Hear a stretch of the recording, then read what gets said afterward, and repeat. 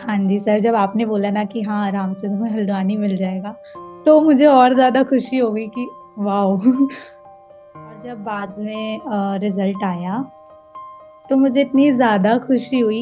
Actually मेरे mummy papa भी घर पर नहीं थे उस टाइम पर, क्योंकि और मम्मी मुझे क्योंकि मेरे पापा का ऑपरेशन था तो वो लोग दिल्ली में थे। तो फिर मम्मी मुझे बार बार कॉल कर रही थी जिस दिन रिजल्ट का डे था कि आया या नहीं आया। सुबह से मम्मी ने इतने बार पूछ लिया था मुझसे। मैं मम्मी को बार बार बोल रही नहीं आया मम्मी, अभी आएगा तो मैं बता दूंगी। Okay so hello everyone, welcome to Sarkari hut once again. तो आप देख रहे हैं सरकारी हट, जहां हम मेडिकल और नर्सिंग एंट्रेंस एग्ज़ाम की जो भी इंपॉर्टेंट इन्फॉर्मेशन होती है वो डिस्कस करते हैं। सभी फॉर्म्स के बारे में मैं आपको इन्फॉर्म करता हूं। तो आज का जो पॉडकास्ट रहने वाला है, आज का जो एपिसोड है, ये काफ़ी ज़्यादा खास होने वाला है बिकॉज हमारे साथ एक कैंडिडेट हैं जिन्होंने BSc nursing entrance exam last year 2024 में क्वालिफाई किया है और अभी वो प्रेजेंटली जीएमसी हल्द्वानी में है, यानी कि GMC government medical college Haldwani, जो कि उत्तराखंड का एक one of the top most college है। उसमें अभी ये first year BSc nursing student है। तो इन्होंने कैसे अपनी प्रिपरेशन करी और इनकी क्या जर्नी थी, कैसे इनको इंटरेस्ट आया इस फील्ड में, और बाकी आप लोगों के लिए इनकी क्या क्या एडवाइस हो सकती है जिससे आप अपनी नर्सिंग प्रिपरेशन में हेल्प ले सकते हैं। और एक चीज़ मैं और इंक्लूड करना चाहूँगा यहाँ पे, ये जो कैंडिडेट है, लास्ट ईयर मैंने एक बीएससी नर्सिंग का प्रिपरेशन बैच स्टार्ट किया था, तो उसकी ये मतलब स्टूडेंट थी। तो वो सारी चीज़ें भी हम लोग डिस्कस करेंगे, कैसे मैंने इनको हेल्प करा, कैसे इनको हेल्प मिली, और जितनी भी चीज़ें हैं, तो बहुत सारी चीज़ें हैं। और जो है इस एपिसोड को आप प्लीज़ पूरा एंड तक देखना बिकॉज ये काफ़ी ज़्यादा हेल्पफुल रहेगा।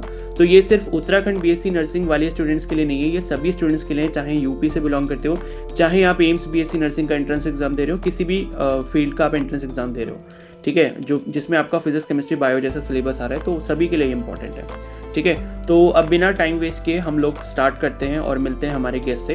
तो इन गेस्ट का जो भी इंट्रोडक्शन है ये अभी स्टार्ट करेंगे और अपने बारे में जो है ये बताएंगे कि इनका क्या बैकग्राउंड है, कहाँ से बिलोंग करते हैं, और फिर बीएससी नर्सिंग वगैरह का सफ़र इनका कैसे शुरू हुआ। ठीक है, तो मैं वेलकम करना चाहूँगा कामिनी का। और अब जो है कामिनी, आप मुझे अपने बारे में थोड़ा बता सकते हैं। Thank you, sir, for giving me this opportunity, and good evening. और myself Kamini Goswami and I belongs to Ramnagar. और अभी मैं हल्द्वानी से जीएमसी से बीएससी नर्सिंग कर रही हूँ और मैं फर्स्ट ईयर की स्टूडेंट हूँ। और फिलहाल तो अभी हमारी होली की वैकेशन पड़े हैं तो मैं घर आई हूँ। और सर आपने मुझे ये इतना अच्छा मौका दिया कि मैं अपनी बात रख सकूँ स्टूडेंट्स के लिए जो कि प्रिपरेशन कर रहे हैं नर्सिंग के लिए। और बस यही था कि होता यह है कि जो स्टूडेंट्स हैं उनको बहुत सारे डाउट्स रहते हैं अपने प्रिपरेशन जर्नी में कि हमें कैसे प्रिपेयर करना है सब कुछ। और ये रहता है कि कहीं पर होता है कि हमें बहुत सारे डाउट्स होते हैं सब्जेक्ट्स को लेकर भी। किसी को कोई सब्जेक्ट ऐसा होता है कि किसी का पढ़ाया हुआ समझ नहीं आता है, तो वो सारी चीज़ें भी हैं कि हर किसी का समझ भी नहीं आता, हर किसी को हर किसी के समझने का तरीका भी अलग होता है और समझाने का भी अलग होता है। तो सर मेरी जर्नी में तो ये था कि मुझे आपका चैनल मुझे मेरी एक कज़न ने सजेस्ट किया था।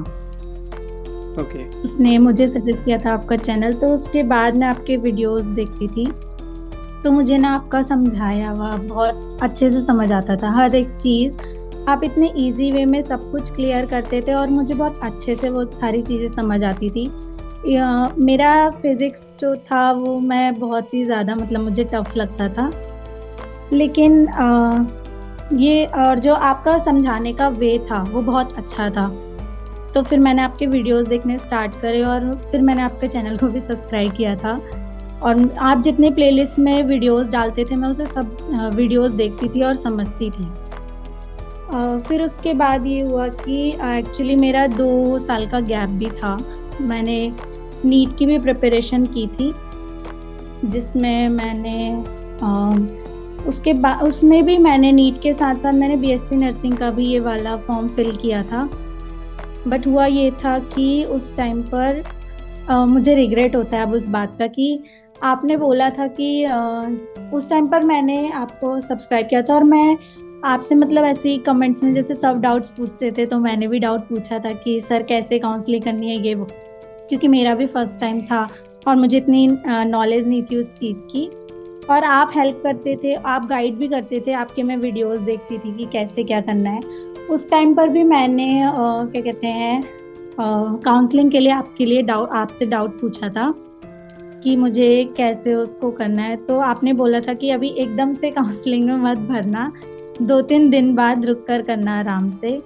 बट हुआ ये था कि जैसे आज की शाम को काउंसलिंग स्टार्ट हुई और मैंने नेक्स्ट डे क्या कहते हैं काउंसलिंग के लिए मैं चली गई थी कैफ़े में फॉर्म फिल करवाने के लिए। और वहाँ पर चंपावत का जो न्यू कॉलेज उस टाइम पर आया था, तो वो लिस्ट में नहीं था कॉलेज की। और वो लिस्ट में नहीं था तो फिर मैंने और अपने प्रेफरेंसेस भरे थे। और क्या कहते हैं, तो फिर जो मुझसे भी ज़्यादा जिनकी रैंक थी, तो बाद में उन्हें भी कॉलेज मिल गया था चंपावत वाला, क्योंकि उन्होंने बाद में की थी। तो मुझे उस टाइम पे बहुत ज़्यादा रिग्रेट हुआ कि मैंने आपकी बात नहीं सुनी। बट फिर बोलते हैं ना कि जो होता है अच्छे के लिए होता है, तो फिर मैंने नेक्स्ट टाइम फिर से प्रिपरेशन स्टार्ट की। और फिर तो मैंने आपकी इंस्ट्रक्शंस को फॉलो किया कि कैसे क्या करना है, और आपने ही काउंसलिंग भी करी थी। तो और बाकी बहुत हेल्पफुल था और गाइडेंस बहुत, जिनकी मुझे ज़रूरत थी वो गाइडेंस आपने मुझे दी।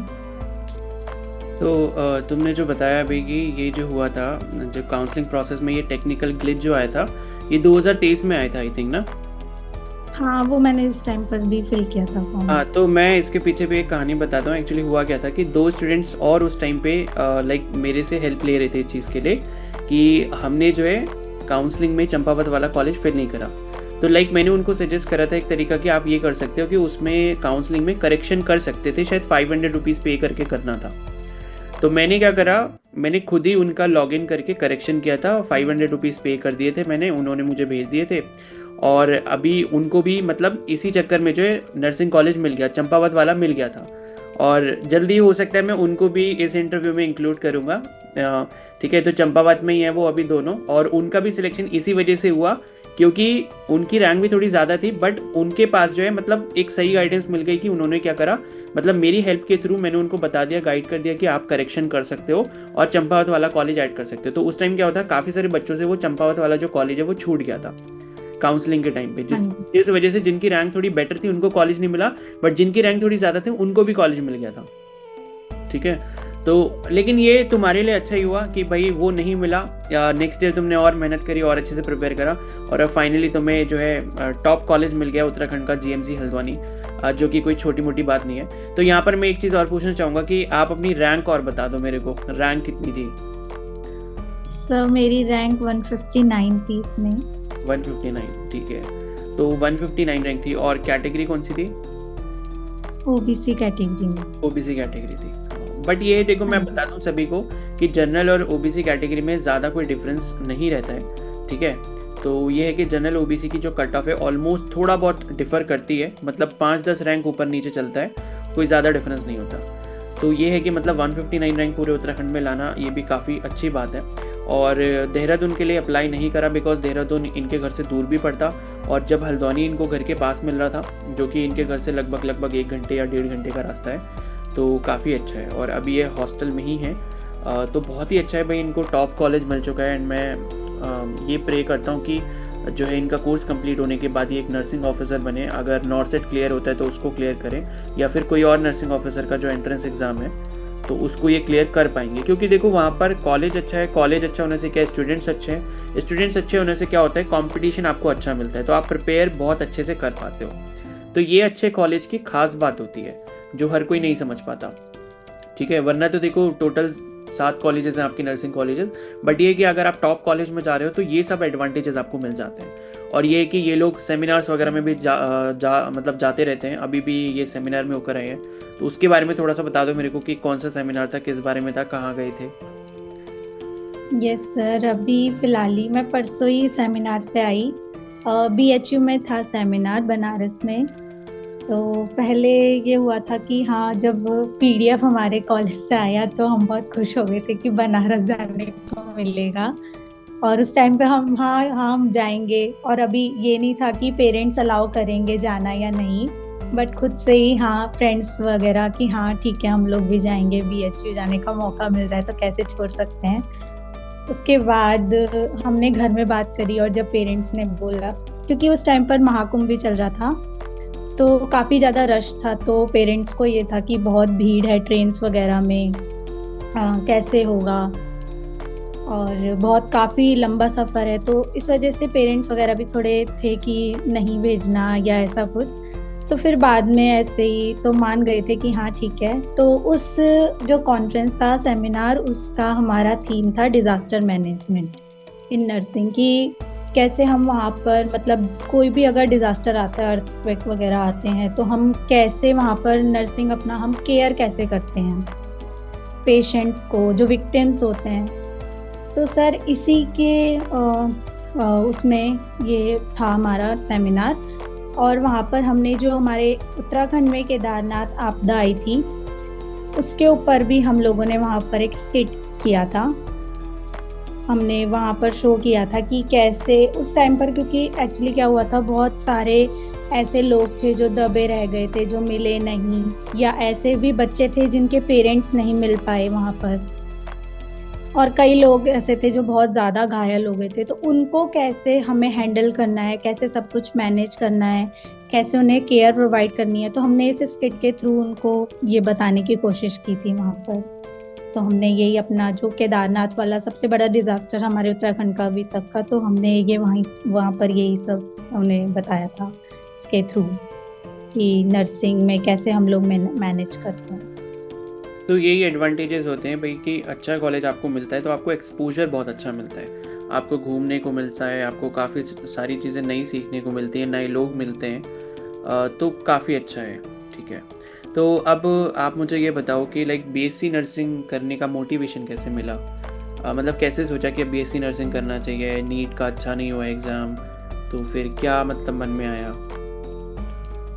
सर एक्चुअली ये था, पहले तो था कि हाँ मुझे नीट करना है, और उसके साथ साथ लेकिन मैंने इसका भी फॉर्म फिल किया था कि एक बैकअप के लिए, और मैंने एम्स BSc नर्सिंग का भी फिल किया था फॉर्म।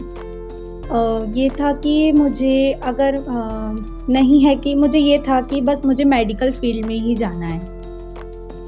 फिर मैंने नीट की प्रिपरेशन की, उसमें नहीं हो पाया, तो फिर मैंने इसका प्रिपेयर किया। ये मैंने आपको बताया कि जैसे मेरी कज़न ने आपका चैनल मुझे सजेस्ट किया था, तो पहले तो मैं वीडियोस वगैरह ही देखती थी, उसके बाद फिर जब मुझे आपका पढ़ाया हुआ समझ आने लगा, तो फिर मैंने वो आपने जब बैच वो किया था, तो फिर मैंने अपने पेरेंट्स से बात की कि मम्मी मैं बैच ज्वाइन करना चाहती हूँ, और मैं इसके थ्रू सर का मुझे समझ आता है, तो मैं इसके थ्रू अपनी प्रिपरेशन स्टार्ट करना चाहती हूँ।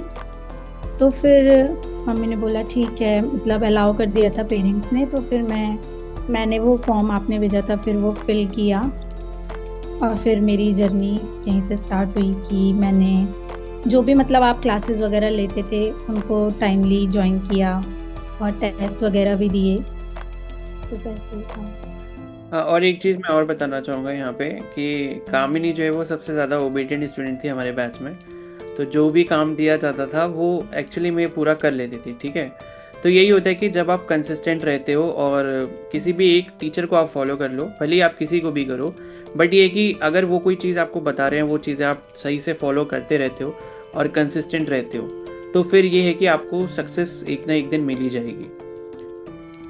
ठीक है, तो यही था। तो बाकी यहाँ पर मैं एक और चीज़ पूछना चाहूँगा कि आपका जो डेली रूटीन था उस टाइम पे जब आप पढ़ते थे, एग्ज़ाम की प्रिपरेशन कर रहे थे, तो कैसा रूटीन रहता था फिर? सर पहले तो ये था कि आप क्लासेस लेते थे, या तो 9 से होती थी या फिर 10 से होती थी, और उस बीच में मैं अपनी कंप्यूटर कोचिंग भी कर रही थी, तो वहाँ भी मेरा 1 आवर का टाइम था। तो कभी आप मॉर्निंग में लेते थे जो थी क्लासेस, और कभी इवनिंग में होती थी। तो मैं अगर मॉर्निंग में होती थी तो मैं शाम को अपना जो सेल्फ स्टडी है उसका टाइम निकालती थी, कि जो आपने पढ़ाया है और जो आप होमवर्क वगैरह देते थे तो उसको करना, और अपने से खुद से पढ़ना। मैंने ज़्यादा कुछ तो नहीं, बस जो हमारी NCERT की बुक्स हैं उन्हीं को प्रेफर किया था और उन्हीं से सब कुछ पढ़ा था, क्योंकि आपने बोला था कि ज़्यादा कहीं बाहर से आता नहीं है, इसी में से आप अच्छे से पढ़ लोगे तो हो जाएगा।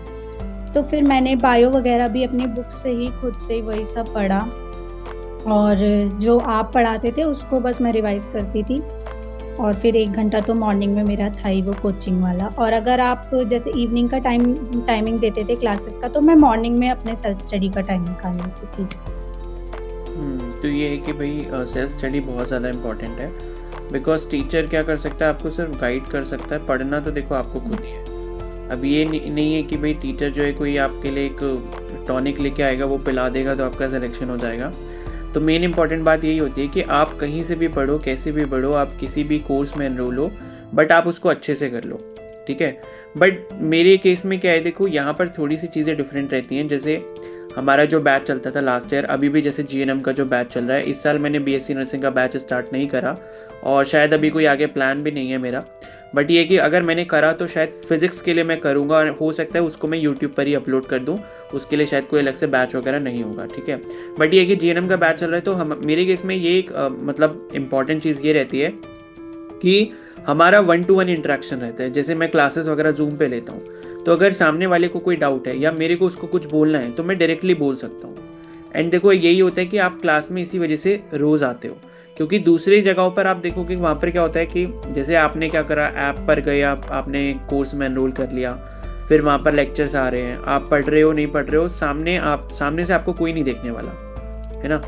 तो ये मुझे लगता है कि थोड़ा सा एक डिफरेंशिएटिंग पार्ट है, जो कि मतलब सब जगह होना चाहिए। बिकॉज सामने आप मतलब स्टूडेंट पढ़ रहा है नहीं पढ़ रहा, उसको कोई देखने वाला नहीं होता। तो हाँ सर, जैसे हमारी क्लासेस होती थी तो उसमें जैसे आप बोलते थे और होमवर्क देते थे, तो फिर आप नेक्स्ट डे चेक भी करते थे, तो ये डर रहता था कि हाँ सर पूछेंगे कि क्या करा नहीं करा, क्या आंसर आया। तो फिर होता था कि हाँ सर चेक करेंगे, तो फिर डर से पढ़ा भी जाता है।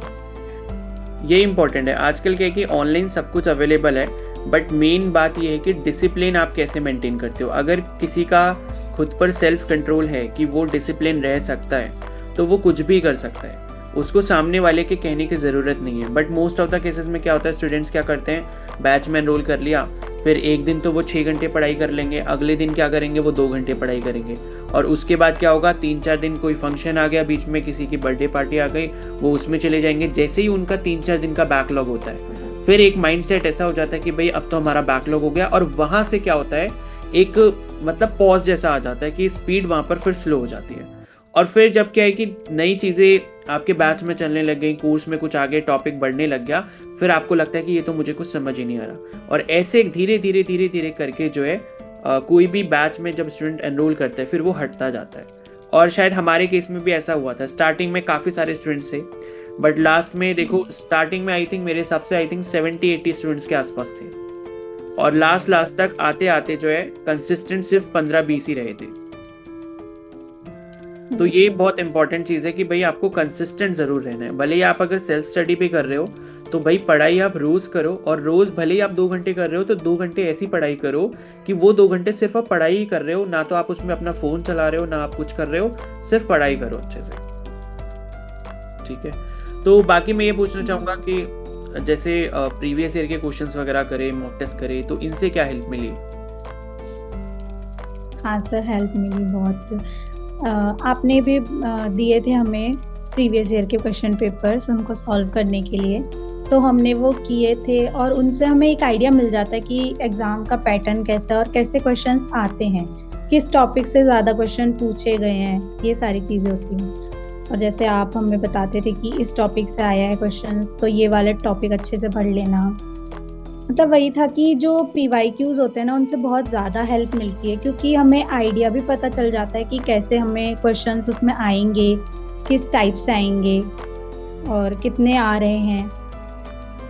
तो और PYQ बहुत मैंने हेल्प। एक चीज़ और बोली थी उस टाइम पे, जब हमारी शायद लास्ट में क्लासेस चल रही थी, तो मैंने कहा था कि भाई नीट के जो प्रीवियस ईयर पेपर है वो ज़रूर सॉल्व कर लेना। और मुझे अभी भी याद है कि नीट के पेपर से डायरेक्टली फिजिक्स में 6-7 क्वेश्चंस कॉपी होकर आ गए थे सीधे, सेम क्वेश्चन सेम थे। तो मैं यही बोलना चाहूँगा कि भाई उत्तराखंड नर्सिंग का जो एंट्रेंस एग्जाम 2025 में इस बार देंगे, प्लीज़ आप सभी लोग नीट के प्रीवियस ईयर के कम से कम 3-4 साल के पेपर बहुत अच्छे से करके जाना, क्योंकि बहुत बार ऐसा होता है कि प्रीवियस ईयर के जो पेपर है अभी जैसे 2025 का नीट जो होगा उसे भी अच्छे से सॉल्व करना, क्योंकि कई बार क्या होता है वो सेम 6-7 क्वेश्चन वो डायरेक्टली कॉपी करके वहाँ पेस्ट कर देते हैं, तो बहुत एडवांटेज मिल जाता है उन क्वेश्चन को सॉल्व करने का भी। ठीक है, तो बाकी ये बताओ मुझे, जब आप एग्ज़ाम देकर आए थे तो एग्ज़ाम देने के बाद कैसा लग रहा था कि मतलब पूरा ट्रस्ट था कि हो जाएगा मेरा, या रिजल्ट आने से पहले कैसी फीलिंग आ रही थी कि होगा नहीं होगा, या कितनी रैंक आएगी, कितने मार्क्स आएंगे? हाँ, सब मिक्स्ड फीलिंग थी, 50-50। बहुत डर लग रहा था क्योंकि मुझे ऐसा लगा था कि इस बार का जो एग्ज़ाम है वो काफ़ी ज़्यादा टफ आया है एज़ कंपैरिजन टू जो पहले के थे। तो मुझे डर लग रहा था कि मेरा होगा या नहीं होगा, बहुत ज़्यादा, क्योंकि मेरा एक तो 2 साल का गैप था। तो फिर होता ही है कि होगा या नहीं होगा, कैसा होगा, क्या करूँगी मैं अगर नहीं होगा तो डर लग रहा था। लेकिन और जब बाद में रिज़ल्ट आया तो मुझे इतनी ज़्यादा खुशी हुई। एक्चुअली मेरे मम्मी-पापा भी घर पर नहीं थे उस टाइम पर, क्योंकि और मम्मी मुझे क्योंकि मेरे पापा का ऑपरेशन था तो वो लोग दिल्ली में थे। तो फिर मम्मी मुझे बार-बार कॉल कर रही थी जिस दिन रिज़ल्ट का डे था कि आया या नहीं आया। सुबह से मम्मी ने इतने बार पूछ लिया था मुझसे, मैं मम्मी को बार-बार बोल रही नहीं आया मम्मी, अभी आएगा तो मैं बता दूँगी। मम्मी बार-बार कॉल कर रही थी और जब एट लास्ट आया तो फिर एक्चुअली ये हुआ था कि मुझसे पहले मेरे फ्रेंड्स ने भी देख लिया था और सर आपने भी देख लिया था। मुझे नहीं पता था कि रिज़ल्ट आ चुका है, मुझे बाद में पता चला। तो फिर मैंने जब खुद से वो पीडीएफ ऑन करके अपना नाम सर्च किया और जब मैंने देखा कि रिज़ल्ट आ गया, उसके बाद जो मुझे खुशी हुई, मैंने मम्मी को बताया कि हाँ रिज़ल्ट आ गया और इतनी रैंक है। तो फिर सब बहुत खुश हो गए थे कि हाँ अच्छा है रिज़ल्ट। और रिजल्ट जब आया था, काउंसलिंग नहीं हुई थी, उससे शायद पहले ही मैंने प्रेडिक्ट कर दिया था कि तुम्हें हल्द्वानी या देहरादून आराम से मिल जाएगा। हाँ जी सर, जब आपने बोला ना कि हाँ आराम से तुम्हें हल्द्वानी मिल जाएगा तो मुझे और ज़्यादा खुशी हो गई कि वाओ। मतलब आपने बोल ही दिया था कि हाँ 90% चांसेस है कि हल्द्वानी मिल जाएगा, बट मे बी हो सकता है नहीं मिले तो देहरादून तो मिल ही जाएगा, आपने ऐसा बोला था। और उस टाइम तुम्हारे फादर की कुछ सर्जरी थी तो शायद वो लोग गए हुए थे, एंड फिर शायद काउंसलिंग प्रोसेस में भी शायद मैंने ही बोला था कि मैं कर दूंगा। हाँ सर, उस टाइम पर भी वो लोग वहीं थे क्योंकि बहुत लंबा टाइम वहाँ पर लग गया था ना, तो इसलिए। ठीक है, तो मुझे ये बताओ कि एग्ज़ाम टाइम पर जब हम एग्ज़ाम दे रहे होते हैं तो ऐसी कौन सी मिस्टेक्स वगैरह है जो हमें बिल्कुल नहीं करनी चाहिए, जैसे कि नेगेटिव मार्किंग वगैरह तो नहीं होती है जैसे इस एग्ज़ाम में, तो वो तो चलो ठीक है, बाकी कोई और ऐसी गलती जो हमें नहीं करनी चाहिए? पहले तो ये कि जो जितने भी क्वेश्चंस हैं, जितने हमें आते हैं, पहले हमें उन्हें अटेम्प्ट कर लेना चाहिए। क्योंकि कोई फ़ायदा नहीं है कि हमें वो क्वेश्चन आ नहीं रहा है और हम उसी में लगे हुए हैं, तो वो टाइम वेस्टिंग होता है कि हमें ये आ नहीं रहा लेकिन नहीं हम इसे करके रहेंगे, हमने किया था। कभी होता है ना कि हम भूल जाते हैं कि हमने क्या किया था, लेकिन होता है कि नहीं मैं करूँगी, मैंने किया है ये, तो फिर वो गलत है। अगर उस टाइम पर नहीं आ रहा है तो उसे अभी के लिए छोड़ दो और आगे जो क्वेश्चंस तुम्हें आते हैं जिसमें श्योर हो उन्हें अटेम्प्ट कर लो।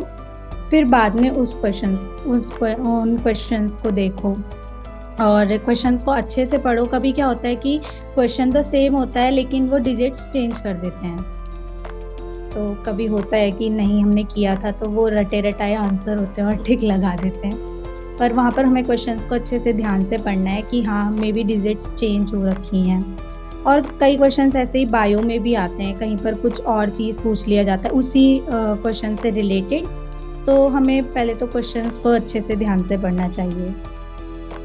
मतलब यही है कि पहले वो क्वेश्चंस जल्दी कर लें जो हमें आते हैं, उन क्वेश्चंस के चक्कर में ना रहें कि फालतू में आप दिमाग लगा रहे हो, आपको ऐसा लगता है कि मैंने इसका फॉर्मूला पढ़ा है, आप टाइम वेस्ट कर रहे हो उस क्वेश्चंस पे, क्योंकि आपके पास सिर्फ 120 मिनट होते हैं और आपको 100 क्वेश्चंस करने होते हैं। तो वहाँ पर ये है कि नर्सिंग एप्टीट्यूड और इंग्लिश तो आप जल्दी जल्दी कर लेते हो, लेकिन फिजिक्स केमिस्ट्री में टाइम लग जाता है। बायो में भी इतना टाइम नहीं लगेगा बिकॉज उसमें भी डायरेक्ट क्वेश्चंस होते हैं आपके, फिजिक्स केमिस्ट्री में थोड़ा ज़्यादा टाइम लगता है। तो वही है कि स्टार्टिंग से लेकर एंड तक आप एक बार सारे क्वेश्चंस देख लो, 100 के 100 क्वेश्चंस, और जहाँ पर आपको लगता है कि ये क्वेश्चन मेरे को हो सकता है, मैं कर सकता हूँ, तो उसको आप जो है सर्कल करके रख लो, सो दैट कि बाद में जब आप एक बार चेक कर रहे हो अपना सब आपने जब एक बार OMR पे आंसर लगा दिया, उसके बाद भी अगर आपके पास टाइम बचता है 20 मिनट 25 मिनट टाइम बचा है, तो फिर उन क्वेश्चंस को जाके दोबारा से रिव्यू करो। और बाकी मैं ये पूछना चाहूँगा कि जैसे जो अभी स्टूडेंट्स प्रिपेयर कर रहे हैं, तो उनको क्या टिप्स देना चाहोगे, क्या एडवाइस करना चाहोगे? अगर वो सेल्फ स्टडी कर रहे हैं तो क्या रिसोर्सेज वो यूज़ कर सकते हैं, ऑनलाइन कैसे वो पढ़ सकते हैं, इसके बारे में थोड़ा सा बताओ। जो अभी प्रिपेयर कर रहे हैं उनको मैं यही बोलना चाहूँगी कि पहले तो सेल्फ स्टडी है, कि खुद से भी पढ़ना है। और गाइडेंस के लिए तो फिर मुझे भी ऐसा ही था कि मुझे गाइडेंस चाहिए थी, क्योंकि कोई ऐसा है नहीं मुझसे ऐसा बड़ा भाई या कोई कि जो मुझे गाइड करे कि ऐसे करना। इस फील्ड में तो कोई नहीं है, तो मतलब मेरे चाचा वगैरह जो फार्मासिस्ट हैं, और बट ऐसे गाइड करने वाला कि हाँ ये करना चाहिए इस फील्ड के लिए। तो पहले तो गाइडेंस है, जहाँ से आपको गाइडेंस मिले। बहुत सारे रिसोर्सेज आजकल तो क्या कहते हैं सोशल मीडिया पर। और जैसे जो हमारा बायो है वो तो NCERT से ही कवर अप हो जाता है, तो उसके लिए तो इतना कुछ करने की ज़रूरत नहीं है। बाकी जो फिज़िक्स हैं उसके फॉर्मूलाज वगैरह और PYQs जो हैं उनसे रिलेटेड कि किस टाइप के क्वेश्चंस और किस टॉपिक से क्वेश्चन ज़्यादा आते हैं उनको करना। और केमिस्ट्री में भी ऐसा ही है, PYQ वगैरह से ही हो जाता है। और जो हमारे रिएक्शंस वगैरह होती हैं उनको भी पढ़ना इम्पॉर्टेंट है, क्योंकि वो उनसे भी क्वेश्चंस आ ही जाते हैं। वैसे इतना टफ तो नहीं होता, हो जाएगा अगर हम अच्छे से ध्यान से उसको पढ़ें। और बस यही है कि NCERT को प्रेफर करना BSc नर्सिंग के लिए तो, और PYQs तो हैं इम्पॉर्टेंट। और जैसा कि सर ने बताया कि नीट से भी आते हैं, तो नीट के PYQs भी करने इम्पॉर्टेंट। और बाकी मैं ये बता दूं कि नर्सिंग एप्टीट्यूड और इंग्लिश की प्लेलिस्ट तो यूट्यूब पर ही पड़ी है, तो सभी उसको भी फॉलो कर सकते हैं, वो काफ़ी ज़्यादा हेल्पफुल है सभी के लिए। तो उसका लिंक मैं कमेंट सेक्शन में दे दूंगा, शायद तुमने भी उसी से पढ़ा होगा, नर्सिंग एप्टीट्यूड और जो इंग्लिश। तो उसके लिए जो है वो मतलब नीचे कमेंट सेक्शन में लिंक दे दूंगा मैं, तो वो प्लेलिस्ट को देख लोगे तो हो जाएगा, ठीक है। तो इतना कुछ टेंशन नहीं लेना, NCERT पर ज़्यादा फोकस रखो, ऊपर से सारी चीज़ें कर लो। बायो में थोड़ा अच्छे से पढ़ लो, फिजिक्स केमिस्ट्री में थोड़ा ऊपर से कर लो, तब भी हो जाएगा, कोई टेंशन की बात नहीं। और ऊपर से सबसे अच्छी बात यह है कि नेगेटिव मार्किंग नहीं है, तो आपको कोई डर नहीं होता कि अगर आपने कोई गलत आंसर भी लगा दिया तो वहाँ पर आपके माइनस में मार्क्स हो जाएंगे। जैसे एम्स वगैरह का जो BSc नर्सिंग एंट्रेंस एग्जाम होता है उसमें ये चीज़ें होती हैं। ओके, तो अब फाइनल कंक्लूजन हम लोग करते हैं। तो अब हम आपके कॉलेज के बारे में जानना चाहेंगे कि GMC हल्द्वानी जब आपने ज्वाइन करा तो अब आपको कैसा लग रहा है, कैसा एक्सपीरियंस है? ओथ सेरेमनी आपकी हो चुकी है आई थिंक, और उसके बाद क्लिनिकल्स स्टार्ट हो गई हैं या नहीं हुई हैं, इन सब के बारे में थोड़ा सा बताओ आप। सर कॉलेज जब हम फर्स्ट डे हम गए थे तो हमारा कॉलेज ओरिएंटेशन था। हमें पूरे टीचर्स ने, हमारी क्लास कोऑर्डिनेटर है और एक और हमारी जो टीचर है, उन्होंने हमें पूरे कॉलेज का ओरिएंटेशन दिया, कहाँ पर क्या चीज़ है, कहाँ हमें क्लासेस के लिए जाना है, वो सारी चीज़ें कि हमारे लेक्चर्स कहाँ पर होंगे, और हम यहाँ बोलेंगे तो आप लोगों को यहाँ आना है, ये ग्राउंड है। और ऐसे ही हमें पूरे कॉलेज का ओरिएंटेशन दिया था। और उसके नेक्स्ट डे हमारा हॉस्पिटल ओरिएंटेशन था, जो कि हमारा सुशीला तिवारी हॉस्पिटल है। उसमें हमें सारे वार्ड्स वगैरह दिखाए थे कि आपकी क्लिनिकल ड्यूटी यहाँ लगेगी। वहाँ हमारे सारे जो जितने भी वार्ड्स हैं वो सारे हमें दिखाए, बिलिंग काउंटर कहाँ पर है, इमरजेंसी वार्ड कहाँ पर है, ENT कहाँ है, सर्जरी कहाँ होती है, मेडिसिन कहाँ मिलती है, वो सारी चीज़ें हमें बताई थी उस दिन। और उसी दिन वो हमें कैंसर हॉस्पिटल भी ले गए थे हमारे टीचर्स। वहाँ पर भी हमें दिखाया था कि ये जो कैनुला है किस कलर का किसको लगता है, ऐसे हमारे सारी नॉलेज हमें वहाँ पर दी थी। बस हम लोग TB हॉस्पिटल नहीं जा पाए थे, बट हमारी ड्यूटीज़ वहाँ भी लगेंगी, ऐसा हमें बोला था। और हमारी ओथ सेरेमनी हो गई है, वो हमारी 1 मार्च को थी, और वो भी बहुत अच्छे से हुई सारी चीज़ें। और उस दिन हमने जब वो वाइट कोट पहना, इतनी खुशी हो रही थी, बहुत अच्छा लग रहा था कि अब हम ऑफिशियली इस कॉलेज के स्टूडेंट हो गए हैं। और अभी हमारी क्लिनिकल्स तो स्टार्ट नहीं हुई हैं, वो आई थिंक अभी इंटरनल एग्जाम होंगे तो उसके बाद से स्टार्ट होंगे। तो अभी हॉस्टल एक्सपीरियंस कैसा है, हॉस्टल कैसा है, खाना वगैरह कैसा है? हाँ सर, अच्छा है हॉस्टल, और खाना भी अच्छा है। ठीक है। और सीनियर्स वगैरह के साथ कैसा इंटरेक्शन है? हाँ सर, स्टार्टिंग में तो था थोड़ा कि होता है कि सीनियर्स हैं, थोड़ा डर लगता है बात कैसे करें, क्योंकि वो कॉलेज है। जैसे हमारे स्कूल में सीनियर्स होते तो वो तो फ्रेंडली हम बात कर लेते हैं, बट कॉलेज में थोड़ा लगता है कि कैसे बात करें या नहीं। तो लेकिन अब तो हमारा इंटरेक्शन हो गया और हम तो अब बहुत अच्छे से बात कर लेते हैं फ्लुएंटली सबके साथ, और बहुत ज़्यादा हेल्पफुल है। मैंने तो अपनी बुक्स भी सारी उन्हीं से ली थी, सीनियर्स से अपने, तो और वो मेडिकल गाइड भी करते हैं हमें सब बता। मेडिकल कॉलेजेस में ये बहुत अच्छी बात होती है कि सीनियर्स हमेशा जूनियर्स की हेल्प करते हैं और काफ़ी अच्छी बॉन्डिंग होती है। मतलब ये है कि अभी जैसे ये फर्स्ट ईयर में, तो सेकेंड ईयर के सीनियर्स, थर्ड ईयर के सीनियर्स और जो इनके सुपर सीनियर्स लास्ट ईयर के हो गए, सबके साथ इनका इंटरेक्शन रहता है और यही चीज़ आगे कंटिन्यू होती रहती है। मतलब एक तरीके की लेगेसी है कि जब ये सीनियर बनेंगे अपने second, third year, fourth year में, तो इनका भी इंटरेक्शन पीछे से जूनियर से ऐसे ही चलता रहेगा। तो बहुत अच्छी चीज़ होती है ये मेडिकल कॉलेजेस में। तो ये भी मतलब एक लाइफ का पार्ट है जो आपको बहुत सारी चीज़ें सिखाता है कि लाइक आपको कैसे रिस्पेक्ट करना है, कैसे डिसिप्लिन में रहना है और कैसे सारी चीज़ें मैनेज होती हैं। तो बहुत अच्छी चीज़ है ये। ठीक है। तो बाकी फ्यूचर प्लान क्या है, अब इसके बाद क्या सोचते हो? अभी कुछ सोचा है कि नर्सिंग जब कंप्लीट हो जाएगा तो क्या करना है फिर आगे? अभी तो फिलहाल यही सोचा है कि हाँ, मुझे नर्सिंग ऑफिसर जो एम्स में एग्ज़ाम होता है उसके लिए प्रिपेयर करना है, नॉरसेट के लिए।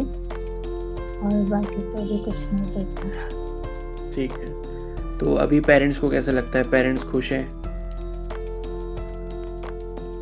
हाँ सर, बहुत खुश हैं। सबसे ज़्यादा तो इस बात से खुश हैं कि मुझे पास का कॉलेज मिल गया है। पास का, और वो भी बहुत अच्छा कॉलेज। हाँ। ठीक है, चलो बहुत ही अच्छा। तो मुझे बहुत अच्छा लगा सच में आज मतलब बात करके कामिनी से, और इसी तरीके से मैं और भी इंटरेक्शंस जो है कंडक्ट करता रहूँगा आगे, ताकि आप लोगों को हेल्प मिलती रहे। तो आगे भी हम लोग करेंगे बाकी नर्सिंग स्टूडेंट्स के साथ। वेटनरी के कुछ स्टूडेंट्स हैं जिनको मैंने पहले गाइड किया है, और बाकी बहुत सारे कोर्सेज़ में एम्स दिल्ली में भी काफ़ी सारे स्टूडेंट्स हैं। तो ये है कि आगे मैं इसी तरीके के इंटरेक्शंस से जो रिलेटेड पॉडकास्ट हैं उनको मैं कंडक्ट करता रहूँगा। तो आपके जो भी क्वेश्चंस होते हैं जो आप चाहते हो कि फ्यूचर में स्टूडेंट से पूछने चाहिए, वो भी आप मुझे कमेंट सेक्शन में लिख सकते हो। ठीक है। और अगर आपको ये सेशन अच्छा लगा हो सभी को, तो प्लीज़ इसको लाइक ज़रूर करना।